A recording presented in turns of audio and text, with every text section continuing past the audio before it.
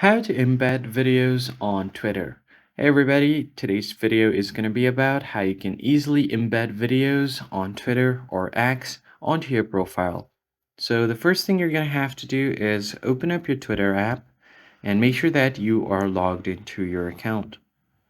Once you're logged in, just find a video that you would want to post on your profile. So let me just scroll down through here and find a video. So here I've gotten this video right here. If I want to share it to my profile and embed it, I can just go ahead and long press on this video, and then I'm going to get an option to post this video. So what I'm going to do is tap on post, and then you can even add few text over here. So this is the embed link. What happens is if you post this on your profile, the video will also be embedded along with it. First thing you can do is type in anything here. So let me just type in subscribe. So once you've typed in your text, just tap on post at the top right corner.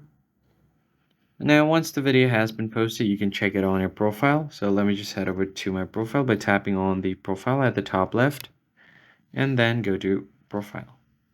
As you can see here, the subscribe text is also there, as well as the video that has been embedded. I hope this tutorial was helpful to you guys, and I'll see you on the next one.